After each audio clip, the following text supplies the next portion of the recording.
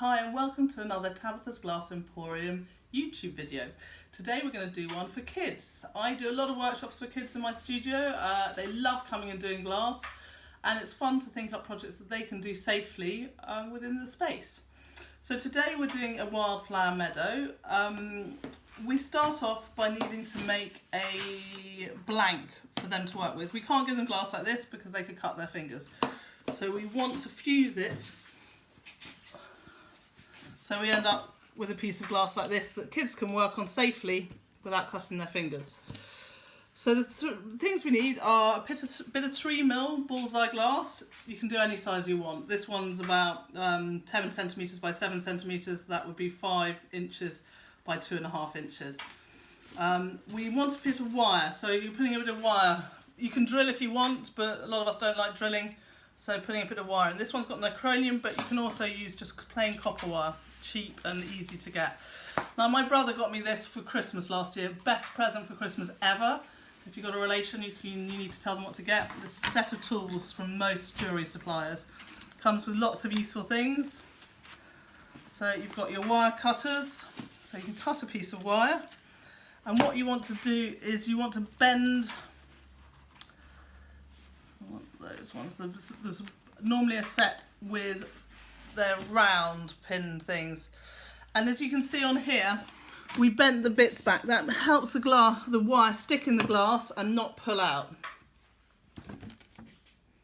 So on here I just take the wire, and these are round, and you just bend it like that. It's a bit too long. Turn it like that, bend it like that.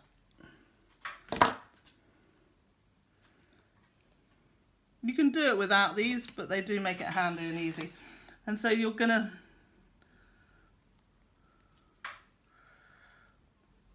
wedge this effectively between the glass like that. So to get the powder coating, we take our piece of 3mm bullseye tector, and we're going to use non-reactive powders except for the sun. So this is P-Pod 312.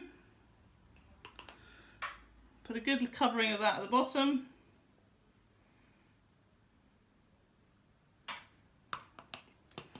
Now I'm going to put the sun on. It's always hard to get the sky in around the sun, but it doesn't need to be massive. The kids are going to put stuff on the top. So the sun, you can use a small sifter like this if you've got one, great. But if you don't, because they cost a bit of money, you can just use a tea sifter again. If you take a small amount in the bottom, make sure it's kind of down in the bottom of the sifter, you'll see there's a round space anyway. So then if you tap at that point in time, you should get a fairly good round sunlight shape. There we go. And then we're just going to put a bit of blue around the sky, trying to avoid the sun because it will turn a little bit, although I'm not using reactives, it might turn a little bit murky.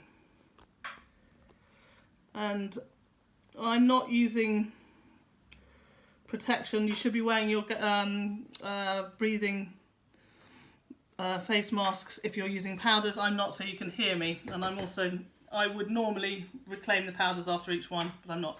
So this will go in the kiln, like so, on a tack fuse, just to round off the edges and make it safe for the kids, and then be ready to use for them to decorate.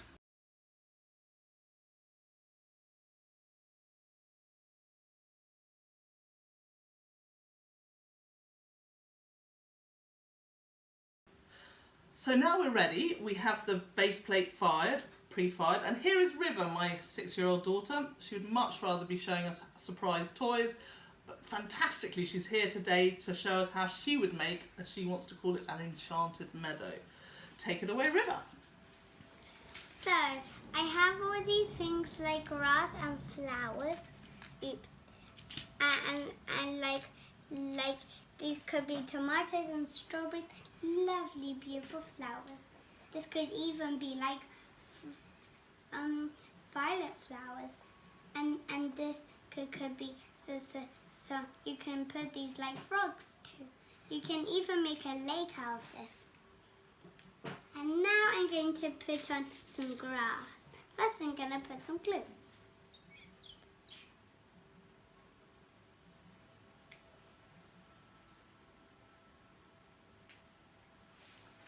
Now what's good with the glue, with small ones, is to take the nozzle and just smudge it around a little bit. And then you've got a kind of good coverall and everything is kind of going to stick down to that. Yeah. And now you're going to place these on really nicely if you're 6 or 5. 3. Well, my sister's 3, but she's a younger 3. Just to tell you. You have to put them very carefully, but because if you're the same age as my sister, it's because glass is sharp and you don't even notice. And these are some lovely orange parts I'm gonna put on. Actually, I'm gonna put some lovely like orange. I'm going to put some orange fruit on there just to make it really yummy. So here I are back with Riva, who's doing a fantastic job on her magical enchanted meadow. Are you enjoying yourself? It's just sticky. Okay, you going to carry on? And so I'm going to put these back on. And these ones are really pretty. And it's going to make the sun wild. Because there's wild creatures in this enchanting meadow. You can put some of these rocks at the bottom and you can have like beautiful green sparkly gem rocks in your enchanted meadow. Yeah. I'm going to put them some to the side and then put some glue at the bottom. So if you don't have murrine, you can always use fritz instead. And you can always, these are hand pulled vitrigraph stringers, but you can always just use stringers from Bullseye. So now I'm putting the glue all over to make my beautiful, to put my beautiful gems on. That's fantastic, Riv. Yeah.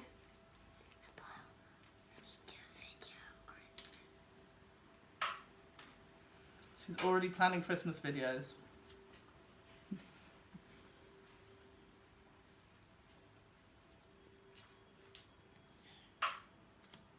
Now I put all the enchanting magical rocks. Is it finished?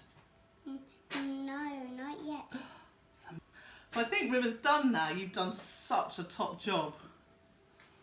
Do you love it? Are you happy with it? What was that? She's the top banana. So if you like this project and you want to see more projects which Riva can do, and even my younger 3-year-old might kind of join us and do some, then please subscribe to our channel now. Yeah, and go ahead and click that like button.